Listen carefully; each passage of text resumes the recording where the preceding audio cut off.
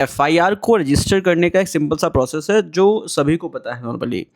हम थाने में जाते हैं, कंप्लेंट रजिस्टर करते हैं। अगर थाने में रजिस्टर नहीं हो रहा है तो एसपी को कंप्लेंट लिखनी है। एसपी अगर नहीं कर रहा है तो फिर हमें जाना है मजिस्ट्रेट के पास। ये एक सिंपल सा प्रोसीजर है जिसके माध्यम से एफआईआर रजिस्टर होता है।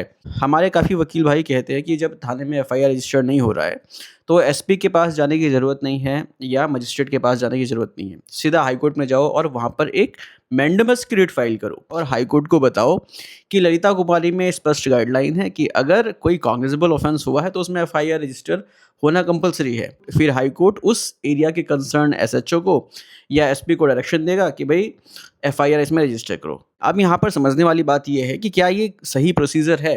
क्या हम डायरेक्ट हाई कोर्ट अप्रोच कर सकते हैं एफआईआर को रजिस्टर करवाने के लिए? जवाब है बिल्कुल भी नहीं। अगर कोई आपको इस तरह से गाइड कर रहा है कि आप सीधे हाई कोर्ट जाओ, तो हाई कोर्ट जाने का कोई फ़ायदा नहीं है, क्योंकि आप हाई कोर्ट अगर जाते हैं एफआईआर को रजिस्टर करवाने के लिए तो हाई कोर्ट आपकी रिट पिटीशन को डिसमिस कर देगा।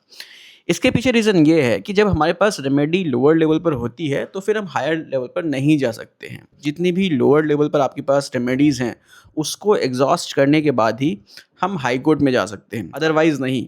सो बेसिकली करेक्ट प्रोसीजर यही है कि सबसे पहले थाने में जाओ। अगर वहाँ पर एफआईआर रजिस्टर्ड नहीं हो रही है तो आपको एसपी के पास जाना है। अगर एसपी भी एफआईआर को रजिस्टर करने के डायरेक्शन पास नहीं कर रहा है तो फिर मजिस्ट्रेट के पास जाओ। इसी तरह से ही एफआईआर को रजिस्टर किया जाता है।